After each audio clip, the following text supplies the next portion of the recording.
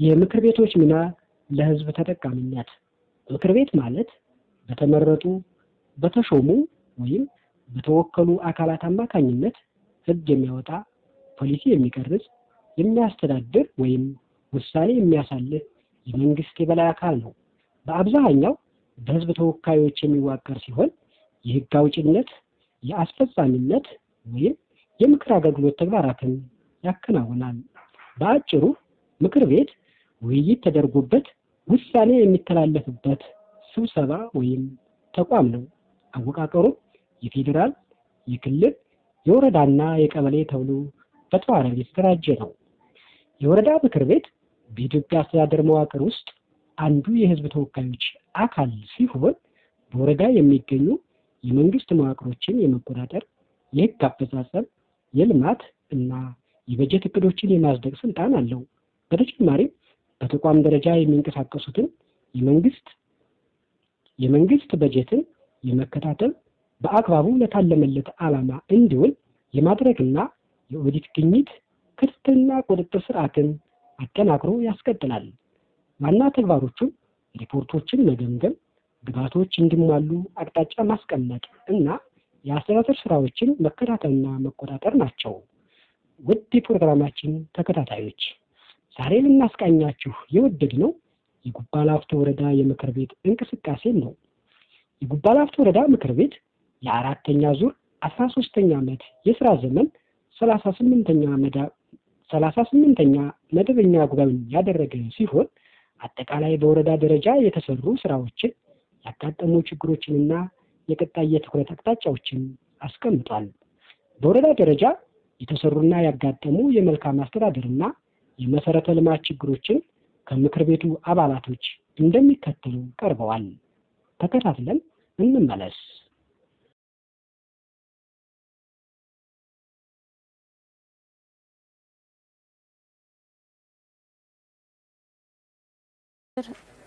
ችግሮችና የሚሰሩ ጉዳዮች አሉ ብዙ።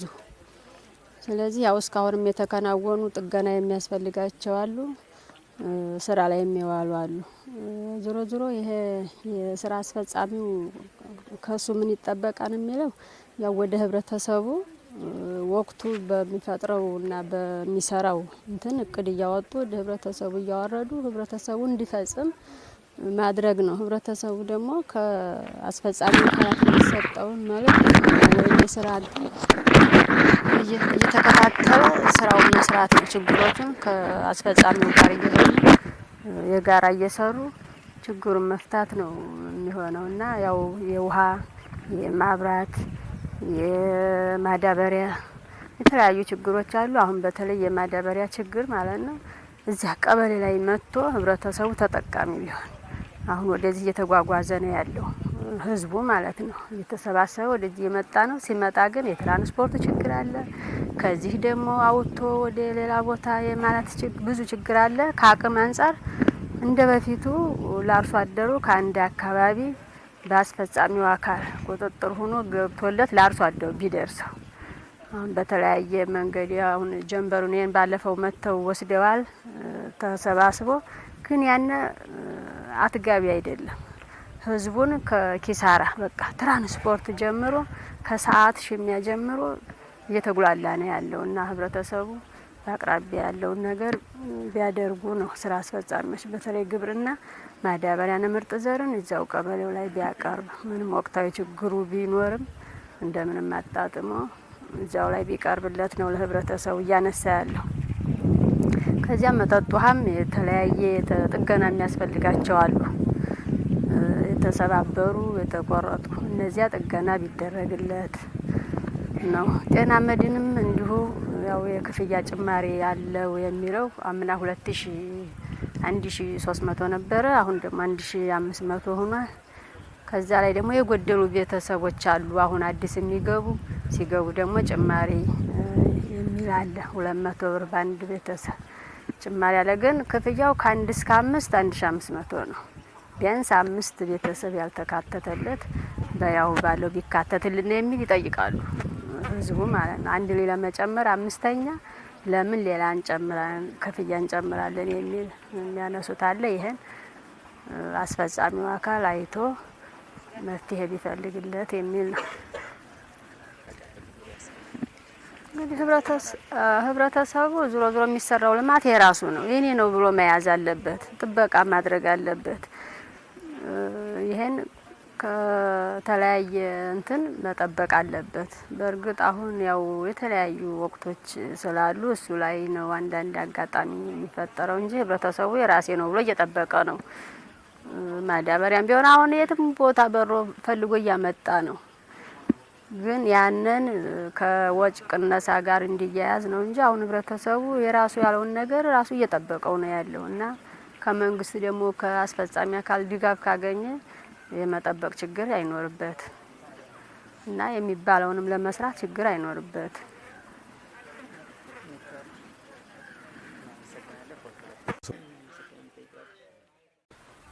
እሺ ጥላሁን እንዲህ ይባላል። የጉባ ላፍቶ ወረዳ ምክር ቤት አባላት ነኝ። ለማስቻል በእያንዳንዱ ቀበሌ ያሉ የመልካም አስተዳደር ጥያቄዎች እንዲሁም የልማት ፍላጎቶች እንደየቀበሌው ነባራዊ ሁኔታ የተነሱበት ሁኔታ አለ።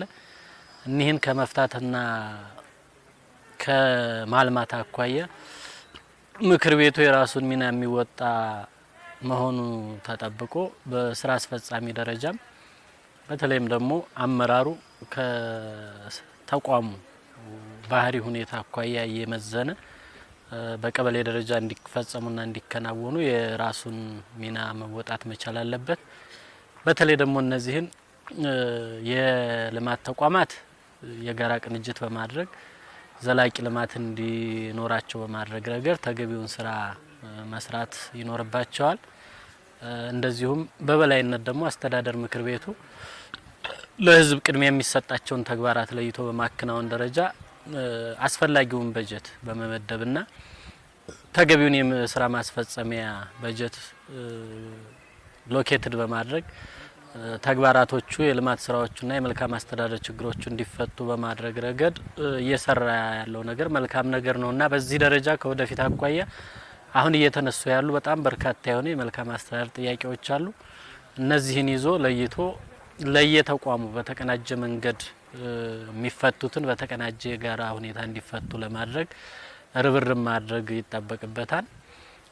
ማህበረሰቡም በዛው ልክ ከትልልቅ ፕሮጀክት አኳያ ምን የዘላቂ እንዲሆኑ ለማድረግ የመጠበቅ የመንከባከብ ወረዳው ፕሮጀክቶቹ ተሰርተው ከወጡ በኋላ የተሰሩትን ፕሮጀክቶች በባለቤትነት በመጠበቅ በመንከባከብ እንዲሁም ባለቤቱ ነው እንትን በማለት ረገድ ራሱ ትልቅ ሚና መወጣት አለበት። ይሄንን የሚያስፈጽሙ የፕሮጀክት ባለቤቶችም በህብረተሰቡ ደረጃ ግንዛቤ በመፍጠር ተገቢውን ክትትልና ድጋፍ እንዲያደርጉ ሀብቱ ሪሶርሱ የነሱ እንደሆነ ተገቢ ግንዛቤና አዌርነስ በመፍጠር ረገድ ትልልቅ ስራ መስራት ያስፈልጋል። ማህበረሰቡም ይሄን ግንዛቤ ወስዶ በተገቢ መልኩ ሀብቱ የሱ መሆኑን አውቆ በተለይ ደግሞ ለረጅም አመታት የተሰሩት የልማት ፕሮጀክቶች ለረጅም አመታት እንዲያገለግሉ በማድረግ ረገድ ትልቅ ሚና መወጣት ይኖርበታል። እንደ ምክር ቤትም ይሄንን ወስደንኛም የዞርጎ ትራ ቀበሌ ውሃ ፕሮጀክትን ለማስተካከልና ተጠቃሚ ለማድረግ 2 ትራንስፎርመር አስገብተናል ይላል። ነገር ግን የገባው ትራንስፎርመር ተገቢ አገልግሎት ባለመስጠቱ አሁንም የህዝብ ችግር አልተፈታምና ተፈቷል ተብሎ የታየበት ምክንያት እንዴት ነው? አገልግሎት አልሰጠም ስቲል በሚል ደረጃ ነው። እሱን ሐሳብ ሊሰጥበት ነው። ሌላኛው የሲቪልና የቤተሰብ ምዝገባ አገልግሎት ከመስጠት አኳያ ጋብቻ ያመቱ እቅድ ያመቱ አፈጻጸም 8.3% ነው የሚያሳየውና የዚህ ከሌሎቹ ሁነቶች አኳያ የዚህ አፈጻጸም በጣም ዝቅተኛ የሆነበት ምክንያት ማብራሪያ ቢሰጠው ነው። ከሌሎቹ ሁነቶች አኳያ በጣም ዝቅተኛ ነው። ሌላው ከአስተዳደር ጽፈት ቤት አኳያ ዋና አስተዳደራችንን በጣም በትኩረት እንዲያዩት የምንፈልገው አሁን ካለው የሰራተኞች የደሞዝ ክፍያ ጋር በተያያዘ መልኩ አባይ ባንክ በጣም ከፍተኛ እንግልትና መስተጓጎል እያደረሰ ነው። በተለይ ደግሞ የገጠር መንግስት ሰራተኞች አገልግሎት ለማግኘት 3-4 ጊዜ ከገጠር ከፍተኛ ወጪ ያወጡ እየተንከራተቱ ነው። ስለዚህ ይሄ ለጥቂት ግለሰቦች ብድርና እንትን አገልግሎት ተብሎ የተወሰደው ሁኔታ ተገቢና ትክክል ስላልሆነ ከዚህ አኳያ እንዳስተዳደር ምክር ቤት ይሄን ሁኔታ ለመፍታት በተገቢው መልኩ ትኩረት ተሰጥቶ የሚሰራበት ሁኔታ ምንድነው? መሰረታዊ ችግሩንስ መፍታት የማይቻልበት ምክንያት ምንድነው? በቃ በተለይ ከበዓል ጋር በተያያዘ መልኩ ከ3000 ብር በላይ የማይሰጥበት ሁኔታ አለና ይሄንን ለማውጣት በጣም ተደጋጋሚ እንግልት እየደረሰ ነውና ይሄንን በትኩረት ለመፍታት የታሰበበት ነገር ማብራሪያ ቢሰጥበትና ሐሳብ ቢሰጥበት በጣም ከፍተኛ የመልካም አስተዳደር ችግር ወደ ሌላው ከግብርና ልማት ጽሕፈት ቤት አንፃር ነው። የመጀመሪያው አሁን የወቅቱ ተግባር የተፈጥሮ ሀብት ስራ በስፋት የሚሰራበት ወቅት ነውና ይሄንን ተግባር በምን መንገድ ለማከናወንና ለማስፈጸም ታስቧል? እንዴት ነው ይሄን በተሻለ መንገድ ለማከናወን እየታሰበ ያለው የሚል ነው። ሌላኛው የመኸር ምርጥ ዘር ስርጭት በተለይ ደግሞ ስንዴ ላይ ያለው አፈጻጸም በጣም ዝቅተኛ ነውና ይሄን ለመሰረታዊ ችግር የሆነበት ምክንያት ምንድነው? ከአቅርቦት ነው? ከአርሶ አደሩ የመጠቀም ችግር ነው? ምክንያቱ ምንድነው? በጣም ዝቅተኛ ነው በሚል ደረጃ ነው። ሌላው የአንደኛ ዙር መስኖ ተግባር አፈጻጸም ዝቅተኛ ነው። ይህ ደግሞ ለሁለተኛ ዙር ተጽዕኖ አለውና ይሄንን ለማሻሻል ምን የታሰበ ዘዴ አለ? ምንድነው ይሄን አፈጻጸሙን ለማሳደግ ከአንደኛ ማለት ሁለተኛ ሶስተኛ ዙር የመስኖ ስራ እንድንሰራ አቅጣጫ ተቀምጧልና ከዚህ አኳያ የአንደኛ ዙር በራሱ አፈጻጸሙ ዝቅተኛ ነው፣ ወደ ሁለተኛ ዙር ተጽዕኖ ያሳድራልና ይሄንን ለማስተካከል የተያዘው አቅጣጫ በሁሉም የጸጥታ ተቋም የሚገኙ አደረጃጀቶችን በማጠናከር ተልኳቸው እንዲወጡ በማድረግ ደረጃ 100% ተፈጽሟል የሚለው የትኛውን አደረጃጀት ነው? የቱ ነው ይሄ 100% የተከናወነው? እውነት አሁንስ አደረጃጀቱ ላይ ስራ እየተሰራ ነው ወይ የሚል ሐሳብ ቀርቧል። የተቀመጡት እቅዶች በአብዛኛዎቹ 100% ናቸው ሁሉ። ስለዚህ ሪሊ የመተማመን ያስችላል። አሁን ይሄ እውነታ ማለት እውነታን ያስተማምናል ነው አሁን ካለንበት ከወቅቱ ሁኔታ አኳያ በሚል ደረጃ ሪፖርቱ ታማኝነት አለው ወይ የሚለውን ሐሳብ ቢሰጥበት ነው። ከትምህርት ጽሕፈት ቤት አኳያ የመጀመሪያው የተገነባ አዲስ ቅድመ አንደኛ ደረጃ ትምህርት ቤት እቅድ 1 ክንውን 1 የሚለው የት ነው የተገነባው የሚለው አንደኛ የተያዘው እቅድ በሁሉም ትምህርት በመደበኛ ትምህርት ተቋማት አዲስ ቅድመ አንደኛ ደረጃ ትምህርት ቤት እንዲገነባ ነው እቅድ ተይዞ የነበረውና ከዚህ አኳያ አንድ ተብሎ አንድ ተከናውኗል ይላልና ሲጀመርም ከእቅድ አኳያ ጉድለት አለበት። ምክንያቱም በሁሉም ነው ይሄ እንዲሰራ እቅድ የተያዘው። ሁለተኛ አንድ ተብሎ አንድ የሚለው የት እንደተገነባ ግልጽነት ስለሚጎለው ማብራሪያ ቢሰጥበት ነው። ሌላው አሁን ካለው ነባራዊ ሁኔታ አኳያ የተማሪና የመጽሐፍ ጥምርታ አሁን አንድ ላይ ደርሷል ወይ? ሙሉ የተማሪ መጽሐፍ ከአንደኛ ደረጃ እስከ ሁለተኛ ደረጃ ትምህርት ቤት አንድ ላይ ደርሷል ይላልና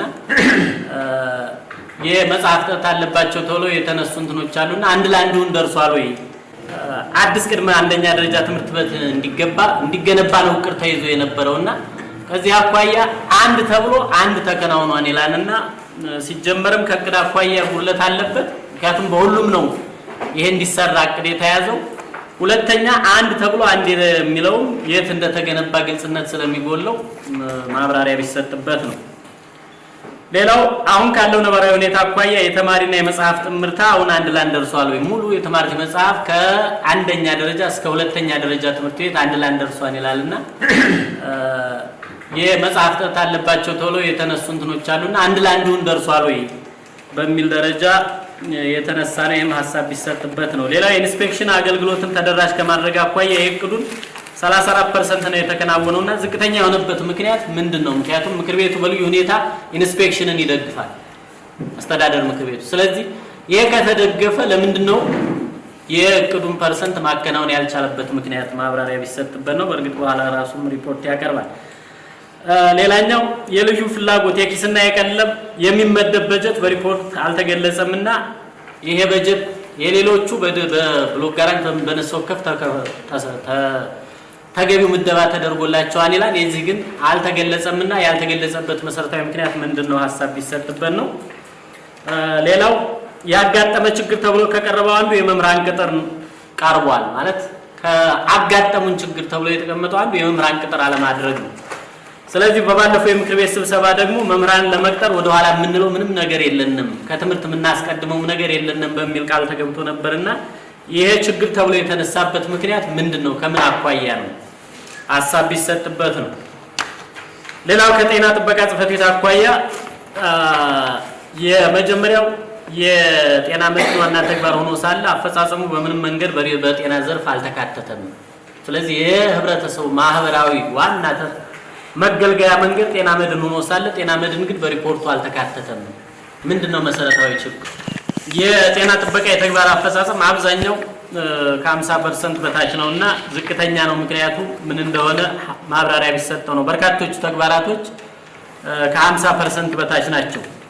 ሌላ የጤና ኤክስቴንሽን ባለሙያዎች አገልግሎት አሰጣጥ ችግር ተቀርፎ ተረጋግተው አገልግሎት እንዲሰጡ ተደርጓል የሚለው በግልጽና በማጣቀሻ የትኞቹ እንደሆኑ ማብራሪያ ቢሰጥበት አሁንም ጉድለቶች አሉ የሚል ሐሳብ ስለተነሳ ነው። ሌላው በሁሉም የጤና ጣቢያዎች የነበረው የመድኃኒት እጥረት ከፕሮጀክት ጋር በመነጋገር ሙሉ በሙሉ መፍታት ተችሏል ይላልና እውን በሁሉም ጤና ጣቢያዎች የመድኃኒት እጥረት የለም ወይ? አሁን ሙሉ ናቸው ወይ ጤና ጣቢያዎቻችን አሁን ላይ?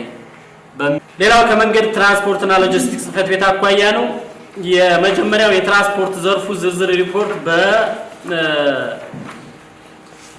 በመንገድ ትራንስፖርት ደረጃ አልቀረበምና የዚህ መሰረታዊ ችግር ምንድነው ነው? ዋናው የህዝቡ ችግር የመልካም አስተዳደር ችግር ብዙ እንግልት እያደረሰ ያለው ዘርፍ ትራንስፖርት ዘርፉ ነው። ከሪፖርት አኳያ ግን አጭር የሆነች ስለ ስምሪት ስለምናምን የሚገልጽ ነው እንጂ ዝርዝር ነገር የለውምና እሱ ላይ ሪፖርቱ በስፋት ያልዳሰሰው ለምንድን ነው በሚል ደረጃ ተቀምጧል። ሌላው ማህበረሰቡ ትራንስፖርት ላይ ከፍተኛ እንግልት እየደረሰበት ያለበት ሁኔታ ነው ያለው። ከታሪፍ በላይ ይከፍላል። ከሰው ለሰው ላይ እየተጫነ ከአቅም በላይ እና ከልክ በላይ ይጫናል። ይሄንን ያልበቃ ብሎም ከላይኛውም ጭምር ማለት ከመኪናው ከውጨኛው ከላይኛው ፖርቶ መጋላው ላይም ጭምር እየተጫነ ያለበት ሁኔታ ነውና በጥቅሉ አስቸጋሪና ፈታኝ ሆኖ ሳለ ሪፖርቱ በዝርዝር ይሄን ያላካተተበት ምክንያት ለምን እንደሆነ ማብራሪያ ቢሰጠው። ሌላው ማሽን ቤዝድ ጥገና እቅድ 12 ክንውን 9.15 ኪሎ ሜትር አፈጻጸም 76 ተከናውኗል የሚለው የተሰራው ተግባር የትና እንዴት እንደሆነ ማብራሪያ ቢሰጥበት ነው። በህብረተሰብ ተሳትፎ 64.66 ኪሎ ሜትር ተጠግኗል የሚለው የትኞቹ ቀበሌዎች ላይ ጥገና ስራ እንደተሰራ በግልጽ ቢነገርና አዲስ መንገድ ስራ እቅድ 5.5 ኪሎ ሜትር ክንውን 700 ሜትር 5.5 ኪሎ ሜትር ታቅዶ 700 ሜትር የአዲስ መንገድ ስራ ተሰርቷል የሚባለው የት ቀበሌ እንደሆነ ቢገለጽ። ጠፋ የተባለው 90 ኩንታል ሲሚንቶ በብር ተገምቶ 111078 ብር ገቢ ሆኗል ይላልና ይሄ ገቢ የተደረገው ጥፋቱ የት ላይ እንደሆነ ተገንቶ ነው። ጥፋቱ የማን እንደው በጉል ተለይቷል ወይ? ተቋሙ ነው የመለሰው? በግለሰብ ደረጃ ነው ይሄ ባለቤት ተሰጥቶት ነው ወይ ይሄ ብር የተመለሰው በሚል ደረጃ ሐሳብ ቢሰጥበትና ለምክር ቤቱ ግልጽ ቢደረግ ነው። ከአካባቢና ደን ጥበቃ ተጠሪ ጽሕፈት ቤት አኳያ የሀገር በቀል ችግኞች በከፍተኛ ደረጃ እየተጨፈጨፉ ነውና የለማ ደን እንዳይጨፈጨፍ ምን አሰራር የተቀመጣለ? ምንድነው አሁን ተቋሙ እየሰራ ያለው? በተለይ የሀገር በቀል የሆኑ ወይራ፣ ዝግባ እንደዚህ ጽድ የመሰሉ ነገሮች አሁን በገበያ ደረጃ ከፍተኛ ዋጋ የሚያወጡ ከመሆኑ አኳያ በከፍተኛ ሁኔታ ውድመት ላይ ናቸውና በአጠቃላይ ከደን አኳያ ደን እንዳይጨፈጨፍ ከማድረግ አኳያ ዋና ኤነርጂ ልማት ጽሕፈት ቤት የመጀመሪያው የዋናው የውሃና ኤነርጂ ንጹህ መጠጥ ውሃ ግንባታን የሚያመላክት ዋናው ተግባሩ ያው ንጹህ መጠጥ ውሃ መገንባት ነው። ግን ንጹህ መጠጥ ውሃ ግንባታ በምንም አይነት መንገድ ተቆርጦ ያለና እሱ ለምንድነው ያልቀረበው? መሰረታዊ ምክንያቱ ምንድነው ነው? ትልቁ እንትኑ እሱ ጋር ነው። ቢያንስ እቅዶቹ ምኖቹ መቅረብ ነበረባቸው በምክር ቤቱ። የምክር ቤት አባላት እንዲያውቁት መደረግ ነበረበት ነው። ሌላው ሸዋቴ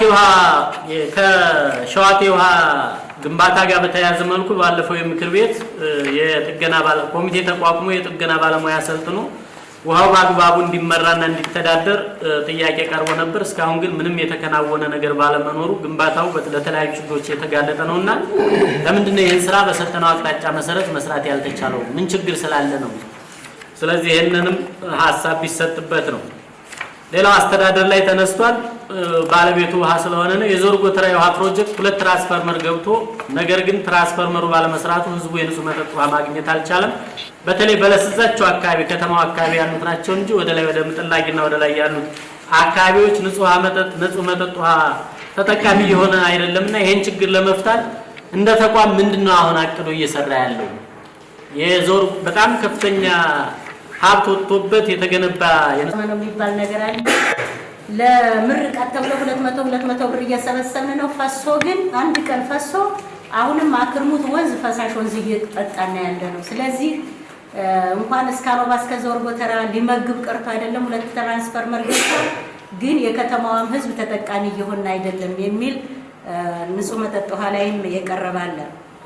ሌላው ግብርና ላይ የበልግ ማዳበሪያ በአርሶ አደሩ ደረጃ እጥረት አለና ይህንን ለሰዎችም ሲሸጡት ይታያል። ህብረተሰቡ ግን በልግ አብቃይ ለመሆኑም ተጠቃሚ እየሆነ ስላልሆነ እየቀረበልን አይደለም።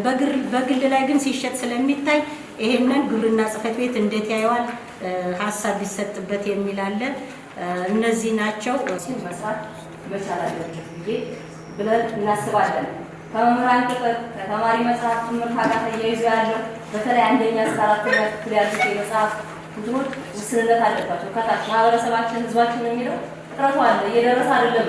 ይሄ ደግሞ ወስዶ ማድረግ ያስፈልጋል። ከመምህራን መጽሐፍ ውስጥ ከተማሪ መጽሐፍ ትምህርት ጋር ተያይዞ ያለው በተለይ አንደኛ እስከ አራተኛ ክፍል ያሉት የመጽሐፍ እንትኖች ውስንነት አለባቸው። ከታች ማህበረሰባችን ህዝባችን የሚለው ጥረቱ አለ፣ እየደረሰ አይደለም። ይሄ ደግሞ ወስዶ ማድረግ ያስፈልጋል። ሌሎች መጽሐፎች ተደራሽነት አላቸው በሚል ያልደረሱትን አውቆ ከመጽሐፍ መስራት መቻል አለበት ብለን እናስባለን። ከመምህራን ቅጥር ከተማሪ መጽሐፍ ትምህርት ጋር ተያይዞ ያለው በተለይ አንደኛ እስከ አራተኛ ክፍል ያሉት የመጽሐፍ እንትኖች ውስንነት አለባቸው። ከታች ማህበረሰባችን ህዝባችን የሚለው ጥረቱ አለ፣ እየደረሰ አይደለም። ይሄ ደግሞ ወስዶ ማድረግ ያስፈልጋል። ሌሎች መጽሐፎች ተደራሽነት አላቸው በሚል ያልደረሱትን በተነሱ ሀሳቦች ላይ እና በቀጣይ የትኩረት አቅጣጫዎች ላይ የጉባ ላፍቶ ወረዳ ምክትል ዋና አስተዳዳሪ አቶ ሀብታሙ በየነ ለምክር ቤቱ ተገነባ እየተባለ አገልግሎት ከመስጠት አኳያ መሰረታዊ ችግር ካለባቸው አንጻር ባጭሩ ሀሳብ መስጠት የምፈልገው ዞር ጎተራ ላይ ያለው አንዱ ትራንስፈርመር ላይ ቴክኒካል ችግር አለ የሚለው መያዝ መቻል አለበት። ከትናንት ወዲያም የክልል ሰዎች ርክክብ ለመፈጸም ችግሩ ምንድነው? ቴክኒካል ያገጣጠም መሰረታዊ ችግር አለበት ነው እንደኛ የደረሰነ መረጃ፣ ምንም እንኳን የሙያው ባለቤቶች ባንሆንም ማለት ነው። ስለዚህ ክልሉ ርክክብ እንፈጽማለን እያለ ያለው በአግባቡ አገልግሎት እየሰጠ መሆኑ ሲረጋገጥ ነው። ዶክተር ወልደተንሳይ ነው አሁን እየተከታተለው ያለው ይሄን የውሃ ቢሮ ዋና አማካሪ ስለሆነ ባለሙያዎቻችን ክደው አረጋግጠውታል። የፓወር አለመመጣጠን ምናምን የሚል ነገር አለ። ነገር ግን ቴክኒካል ችግር አለ። ከወደ ኮንትራክተሩም ከወደ መብራት ኃይልም ያሉ ነገሮች አሉ። ስለዚህ እሱን ችግር በጋራ ቁጭ ብለው ካልፈቱት ርክክብ እንደማይፈጸም ተነጋግረናል። ተረክበን አገልግሎት እንዲሰጥ የምናደርገው መሰረታዊ የሆነው ችግሩ ተለይቶ ታውቆ መፍትሄ ያስቀምጦለት መብራት ኃይል ከሆነ መብራት ኃይል፣ ኮንትራክተሩ ከሆነ ኮንትራክተሩ ችግሩን ፈትቶ ማህበረሰቡ መጠቀም ሲችል ያንን አረጋግጠን ርክክብ ነው የምናስፈጽመው። ከዚህ ውጭ ሌላ ነገር እንደማይኖር መያዝ ይኖርበታል ማለት ነው። ሌላው አሁን ከትራንስፈርመርም ጋር ተያይዞና የውሃ አገልግሎትን ተደራሽ ለማድረግ እና ከዚሁ ጋር ተያይዞ የመብራትንም ተደራሽ በዚሁ ውል ለማድረግ አሁንም የትራንስፈርመር ጥበቃን በተመለከተ ማህበረሰባችን እየተዘናጋ ነው ያለው።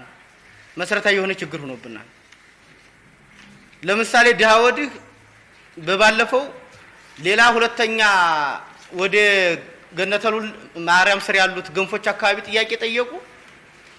የነሱ ጥያቄ ሊመለስ ዳር ላይ ሲደርስ ሌላ ትራንስፈርመር ቅድም ሲባል እንደነበረው ተወስዶ እንኳን ተወስዶብናል ብለው መጥተው አልጠየቁም፣ አላመለከቱም። የኛ ባለሙያና ፕሮጀክት ሊሰራ ሲሄድ ተወስዶ ትራንስፈርመሩ ነው የተገኘውና እንደነዚህ ያሉ መዘናጋት በማህበረሰቡ ዘንድና በግደለሽነት ጥያቄን ብቻ እንደመብት አድርጎ እያነሳ እንደ መንግስት የተሰጠው ምላሽ በደንብ አድርጎ አለማየት ችግር አለና ይሄን ትኩረት አድርገን ብንወያይበትና አቅጣጫ ቢቀመጥበት ጥሩ ይመስለኛል። ከዚህ ጋር ተያይዞ የመልካም አስተዳደር ችግር ከተፈቱት አኳያ በተለይ አማዬ ሚጫ የትራንስፈርመር ችግር ብቻ አይደለም የፈታ ነው። የፓምፕ መሰረታዊ ችግር ነበረው ተፈትቷል። አሁን ፓምፕ ተገጥሟል መጥቶ። ሁለተኛ በሶላር ግፊቱን ሶላር ለመጠቀም ታሳቢ ተደርጎ በፕሮጀክት አማካኝነት ገብቶ ተገጥሟል። አሁን እሱንና ሀራን የሁለቱን ችግር ጎል ኢትዮጵያ ይህን ችግር ፈትቶልናል ማለት ነው። ከፕሮጀክቶችም ጋር ተሳስረን ለመስራት ጥረት እያደረግን ስለሆነ እሱን ፈትቶልናል።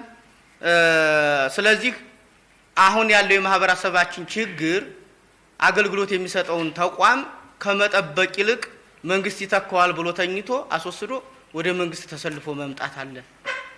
ስለዚህ ይሄን ማህበረሰቡ ጋራ ውይይት ማድረግ ያስፈልጋል ባገኘነው አጋጣሚ የሚለው መያዝ መቻል ይኖርበታል። ሌላው ከዚህ ከአንዱ የመልካም አስተዳደር ችግር የሆነው አባይ ባንክ ጋር ያለ የደሞዝ ስርዓትን በተመለከተ በነገራችን ላይ የመንግስት ሰራተኛው ደሞዝ ከነሱ እንዲወጣ ይፈልጋሉ። ከመንግስት ሰራተኛው ደሞዝ እነሱ የምናገኘው ትርፍ የለንም። እነሱ የሚፈልጉት ምንድነው? በማህበረሰብ አገልግሎት በማህበረሰብ አማካኝነት የሚሰበሰብ ሀብት አለ፣ በፕሮጀክት የሚገባ ሀብት ካለ የዛ አካውንት ብቻ ተከፍቶ አገልግሎት እንዲሰጡ ነው የሚፈልጉት። ባለፈው ውይይት ስናደርግ ካልተመቸናችሁ ክልሉ ጋር ተነጋግሮ መቀየር ይቻላል። ክልሉ አባይ ባንክ ነው፣ በተለይ ወረዳዎች ሙሉ በሙሉ አባይ ባንክ ላይ መስተናገድ ያለባቸው የሚል አቅጣጫ አስቀምጦ እኛ ጭኖብናል። በብር ዲፖዚት የተቀመጠ ብር በባንክ ደረጃ ስናየው ከንግድ ባንክ የተሻለ ዲስትሪክት ላይ አለ። ለምሳሌ ደሴ ላይ አሉ። እንደውም ንግድ ባንክ ከኛ ብር ይወስዳል አሉ። ግን ወደ የሚመለከታቸው ባለድርሻ አካላት አሉ። እነሱ ሲመጡ በቅንነት ተቀብሎ ማስተናገድ። አንዳንዱ ግራ ሲያጋባት ያዋለ ወዲያም ወዲህም ያምታተዋል የሄደውን ሰውዬ ማለት ነው። ሁለተኛ ለባለሙያዎቻችን ሆን ብሎ ለማሳደድ ይሄድ ያድርጎ ለሰዎች ምቹ አለመሆን አለ። ባለሙያዎቻችን ይህን ግንዛቤ መፍጠር ተገቢ ነው። ሌላ ከአፈጻጸም ደረጃ ወረዳውን የሚመጥን ስራ ሰርቶ በምክር ቤት ስም ቀርቦ የወረዳችን አፈጻጸም ከፍ ያለበት ምክንያት በምክር ቤት በመገምገማችን እኛ ደግሞ ተደማምጠን ተግባርን በመፈጸማችን ብሎ የሚመሰከርበት መድረክ ወይም ጉባኤ እንዲሆን እያንዳንዱ ፈጻሚ አካላት በአፈጻጸም ደረጃ ከጉባላፍ የተሸናፊነት መንፈስ ይሄን መሰረት አድርገን የአገልግሎት አሰጣጡን ባስቸኳይ የሚወጣልንም ከሆነ ከአባይ ባንክ እንዲወጣ ምቹ ሁኔታ ቢፈጠር ጥሩ ነው የሚል ነገር ነው ያለኝ። ከዚህ ወጋ ተያይዞ ግን የመልካም አስተዳደር ችግርን ከመፍታት አኳያ ተቋማት በራስ አቅም የመፍታትና ቅን አገልጋይ ከመሆን ጋር ተያይዞ መሰራት የሚገባቸው ነገሮች አሉ። ምክንያቱም ሰራተኛው በመብት ጉዳይ ጠይቆ ማግኘት የሚችል ሆኖ ከተገኘ አስተዳደር ምክር ቤቱ ጋር በፍጥነት ተነጋግሮ ምላሽ እንዲሰጥ ይደረጋል። ጊዜ የሚጠይቅ ነገር ከሆነም የጋራ አድርገን ካስፈለገ በካቢኔ ካስፈለገ እንደ አስተባባሪም ተቋሙ ጋር የተቋም ማናጅመንት ጋር የጋራ አድርጎ ጊዜ የሚሰጠውን ጊዜ ስጡን ብለን ባለሙያዎቻችንን መጠየቅ ያስፈልጋል። ከዚህ ውጭ ግን አስተዳደር ምክር ቤቱም ሳያውቀው ማንም ሳያውቀው በተቋም ደረጃ አፍኖ ይዞ የመልካም አስተዳደር ችግር የማይፈታበት ወረዳ አድርጎ የማስፈረጅ ነገር አንዳንድ ተቋማት ላይ ይታያል። ከባለሙያ ጥቅማ ጥቅም ጋር ተያይዞ ማለት ነው። ይሄ መሬት ነው፣ ቦታ አይደለም። መሬት ደግሞ አይሸጥም አይለወጥም። በአዲሱ መዋጅ የሚለው ማህበረሰባችንም ግንዛቤ መያዝ ያለበት መሬት ነው። መሬት ነው፣ አይሸጥም። በቦታ ስም አይሸጥም። በቦታ ስም የሚሸጠው መቼ ነው? ሲካለል ወደ ከተማ ከተካለለ አንድ። ሁለተኛ ደግሞ ለማዕከልነት የሚመለከተው አካል ቦታውን ለይቶ የካሳ ግምት ከፍሎ ብሎ ካሰረ በኋላ ወደ ቦታ የሚለውን ስያሜ ሊያገኝ ይችላል። ከዚህ ውጭ የሚሰራው ሁሉ በአዋጁ መሰረት አሁን በጸደቀው አዋጅ ይፈርሳል ነው የሚለው። ስለዚህ ከጥቁር ውሃ ማዶ ይዞ እየሰራ ያለው በሙሉ ይፈርሳል። ዶሮ ግብር እየሰራ ያለው ይፈርሳል። እየሸጠ ያለው ብሩን ይመልሳል። ስለዚህ ግንዛቤ ፈጥረናል አምጥተን ለምሳሌ የዶሮ ግብርን መሬት አስተዳደር ባለሙያዎች ሁሉ ጠርተና ስልጠና ሰጥተና መሬት አስተዳደር ጋር ሆነን ይሄ ሊመራ ስለሆነ ቦታዬ ነው ብሎ ይሶት ቢመጣ ቦታ ስላላደለ መሬት ስለሆነ በቦታ ስም አንይዝለት በኋላ ሰውና ሰው እንዳይጋደል ስርዓት አስይዙ ብለን ስልጠና ሰጥተን ልከናል። ሌሎቹ አካባቢዎች ላይ ያሉት የመሬት አስተዳደር ባለሙያዎች እና አመራሮች በተለይ አመራሮቹ ስልጠናውን ለመውሰድ አሁን ቢጠሯቸውም ለመምጣት ፈቃደኛ አይደሉም። በተለይ ጃርሳ ገዱ ወረራውንም ጭምር የሚያባብሱ አሉ። እኛ ደግሞ አገር ሰላም ሆኖ ወደዛ መሻገር ከተቻለ አሁን የጸደቀውን አዋጅ ደግሞ በመመሪያው መሰረት እናስፈጽማለን ማለት ነው። ስናስፈጽም የሚያለቅስ ይኖራል። የዛ ጊዜ አሁንም ቢሆን መሆን ያለበት በተከታታይ የሰራተኞቻችንን አቅም ማጎልበት፣ ግንዛቤ መፍጠር፣ በሰዓቱ መገኘት፣ ከቢሮ አገልግሎት መስጠቱ፣ ልዩነቱን በደንብ አድርጎ ማቅረብ። አሁን የነበረው ችግር ምን ነበር? አሁን ላይ ያለው የአገልግሎት አሰጣጥ ያመጣውን ለውጥ ማሳየት።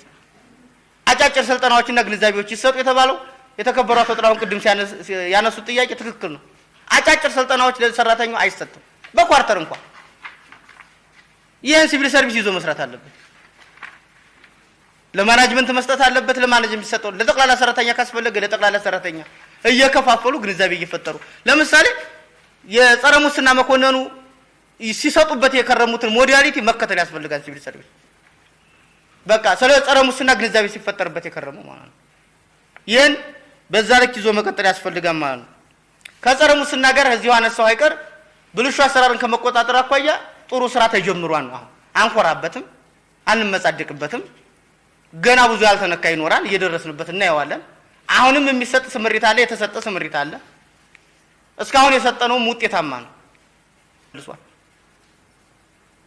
ሁለተኛ ከመስኖ ግንባታ ጋር ተያይዞ 90 ኩንታል ብቻ አይደለም በነገራችን ላይ እንድትይዙት የምንፈልገው 90 ኩንታሉ አንድ ጊዜ የተያዘ ነው። ሀዛ በፊት 10 ኩንታል አስመልሰነዋል። ይሄኑ ባለሙያ ለሁለተኛ ጊዜ ነው 100 ኩንታል ነው የመለሰው። 90 በብር ተተምኖ ተመልሷል። 10 ኩንታል ባይነት ተመልሷል። ከዚሁ ጋር ተያይዞ ብዙ ስራዎች ተሰርተው አጠቃላይ ከ271 ሺህ ብር በላይ የሚሆን ንብረት ተመልሷል ማለት ነው። ተመልሷል። ይሄ የዚህች ኳርተር ብቻ ነው።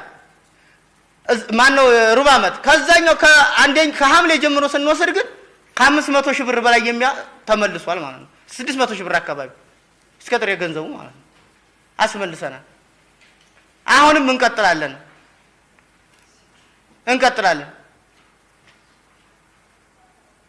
ሌላው ንብረትን የመንግስትን ንብረት በግዴለሽነት ለሚቀራረቡት ባለሙያ እየፈረሙ ወጭ አድርገው ይሰጡና በዛ ይረሳሳን ይቀራል። እንትኑ ግን ተጽፎ ግን መረጃው አለ። የሚጠየቅበት ጊዜ ሲመጣ እንጠየቃለን በሚል ግማሹ ያከራያን፣ ግማሹ ጠፍቶብኛን ይላል። ብዙ ነገር እያየን ነው። ኔክስት ያንን እየፈታን እንሄዳለን። ስለዚህ ቋሚ ኮሚቴውም አጠቃላይ የምክር ቤት የተከበረ የምክር ቤት አባላትም ከጎናችን ሆኖ እየደገፈን ይሄን ሀብታችንን የጉባ ላፍቶን ሀብት መመለስ ያስገባ። አመራራችንን በዚህ ቁርጠኛ መሆን አለበት። አሁን አንዳንዶቹ የግንባር ስጋ ሆነው እየታገሉ ነው ያሉት። እስካሁን ድረስ የማያናግሩን ባለሙያዎች አሉ። ለምሳሌ ከእንስሳት ጤና ባለሙያ 60 ሺህ ብር የከፈላል፣ 20 ምናምን ሺህ ብር የከፈላል፣ 10 ምናምን ሺህ ብር የከፈላል። ወደ 160 ሺህ ብር ከፈሉ። አሁን አያናግሩንም፣ ተቆርፈውናል። ቤተሰቦቻችን ናቸው ማህበራዊ ህይወታችንን አገለውናል። ግን የትንሹ ነው። ገና መች ደርሰንበት? ገና ብዙ ነገር ይኖራል። ስለዚህ ከዚህ አኳያ ርብርብ እያደረጉ መስራት ያስፈልጋል። ለዚህ ደግሞ ታማኝ አገልጋይ መሆን ተገቢ ነው የሚለው እንዲያዝ ሊፈልጌ ነው። ከትራንስፖርት አኳያ የተነሳውን እኔ አንድ ቃል ብቻ ተናግሬ ልለፍ። የሳንቃ መስመር ብቻ የኛ ልጅ ትናንትና ወዲያ ስንገመግም ያለቀሱት ማለት ነው። ጥቁር ሀይ የወረደ ማስከኞ ጥቁር ሀይ ይወርዳል። የኛ ባላል መናገርና መጮህ ይጮሃን ችግሩን ያጮኸዋል፣ ግን አይተባበርም። ስለዚህ ከጎናችን ከሆናችሁ ምን ችግር አለ? ባላችሁ ክፍት ቦታ እየተከተልን ልክ ማስገባት ይቻል የለን? እየተጋፋኩ ነው የሚለው ትራፊክ ፖሊስ እና መንገድ ትራንስፖርት። ከዚህ አኳያ አቅም መሆን ብንቻቻል ጥሩ ነው የሚል ነገር ስላለኝ ነው። ሌላው ከዚህ ከመንግስታዊ ያልሆኑ ድርጅቶች ምን ስራ እየሰሩ ነው የሚለው ሀላይ በገለጽኩት ያዙልኝ። የምክክር መድረክም ከትናንት ወዲያ አካሄደናል። አሁን በሀብት ደረጃ መንግስትን በጣም እያገዙ ነው ያሉት። ከድርጅት አኳያ በጣም በሪሶርስ እያገዙ ነው። ጤና ተቋም፣ ትምህርት ተቋም፣ ግብርና፣ እንስሳት፣ እነዚህ አሁን ያለውን ስራ በዚህ ልክ እንዲስፈነጠር እያደረጉ ያሉት መንግስታዊ ያልሆኑ ድርጅቶች ናቸው። ሌሎቹም ጋር እንዳለ ሆኖ ማለት ነው። በፋይናንስ የሚያግዛሉ፣ በማቴሪያል ያግዙናል በብዙ ነገር እየሰሩ ነው ያሉት ከዚያው ጋር ታይዞ ኢንቨስትመንት የሳንቃ መስመር ብቻ የኛ ልጆች ትናንትና ወዲያ ስንገመግም ያለቀሱት ማለት ነው ጥቁር ኃይል የወረደ ማስከኞ ጥቁር ኃይል ይወርዳል የኛ ጸጥታ ወደማይሄድበት ቦታ ላይ እየወረደ በእግሩ ከዚህ ከኬላ ወዲህ ድረስ ይመጣል የሳንቃ ማህበረሰብ የገዶ የጃርሳ ማህበረሰብ ወርዶ ይመጣና እንዳይጠየቁ እያደረጋችሁ ያላችሁ ታዲያ እናንተ አይደላችሁ ነው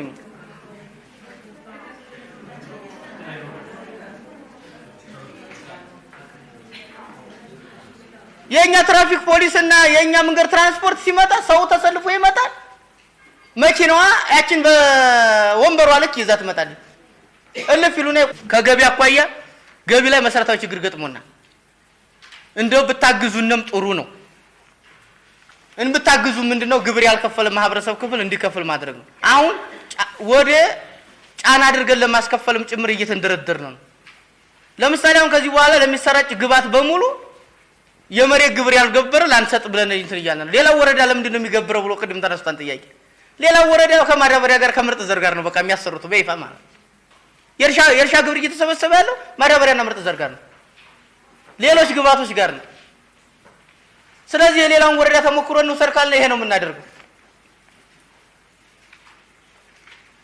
አሁን ያ መከተ ተጠናቀቀ የ4 አመት ነው የሚቀጥለው አርሶ አደሩ ተሸጉዳን በይሆን የሚቀር መስሎታል የ4 አመት ግን አንዴ መክፈሉ አይቀርም ከጤና ጣቢያ መድኃኒት ጋር ያነሳችሁትን በተመለከተ ችግሩን ለመፍታት ምን እየተሰራ ነው መንግስታዊ ካልሆኑ ድርጅቶች ጋር ነው አሁን ርብርብ እያደረግን ያለነው ለምሳሌ 2 ጤና ጣቢያ ሲቀር በቀር ሌሎቹ ጤና ጣቢያዎች መንግስታዊ ባልሆኑ ድርጅቶች አሁን መድኃኒት ገብቶላቸዋል ጊዜውን ቢብሎን ነው እንጂ የምክር ቤት ቋሚ ኮሚቴዎቻችን መድኃኒት ሲገባ ራሱ የትኛው ጤና ጣቢያ ላይ መድኃኒት ገባ እንዴት እየተሰራ ነው አገልግሎት እንዴት እየተሰጠ ነው ህዝባችን ምን አገልግሎት እንዴት አድርጎ ያገኘ ነው የሚለው የሱፐርቪዥን ስራ ይሰራ ነበር አሁን እኛም ጋር እውነቱን ምን ነግራችሁ መድኃኒቱ ይላካን እንጂ ለህዝቡ መድኃኒቱ በአግባቡ ጤና ጣቢያው ሳይወጣ አገልግሎት እየተሰጠ ነው ወይ የሚለው ማረጋገጫ እንትን የለም ግን አሁን በአሁኑ ሰዓት እነጎል እየሰጡን ያለው መድኃኒት በጣም ከፍተኛ ነው ጤና ጣቢያ አዲሳት ጤና ኬላ አዲሳት ለምሳሌ ባለፈው 2 ብለን ይዘን ነበር ምክር ቤት ጥያቄ ተነስቶ ነበር ታስታውሱ አሁን 2 ጤና ጣቢያዎችን ያቀርናቸው ዘመናዊ በሆነ መንገድ ዶሮ ግብርንና አዳሚን በጣም ዘመናዊ በሆነ መንገድ ሰራልን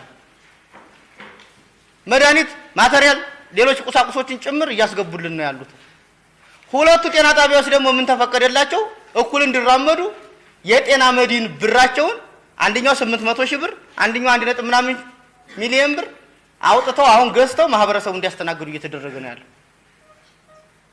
በዚህ ነው ርብርብ አሁን መሰረታዊ የሆነ የመድኃኒት እጥረት ሳይሆን ያለው መድኃኒቱን በአግባቡ ቦታው ላይ እየተቆጣጠሩ አገልግሎት ከመስጠት አኳያ ትንሽ ክፍተት ሊኖርብን ይችላል ብለን የምናስበው እሱ ነው ይሄን በደንብ አድርጎ መከታተልና ማየት ያስፈልጋል ማለት ነው ሰጥተዋል የተከበራችሁ የዝግጅታችን ተከታታዮች የዛሬውን ልዩ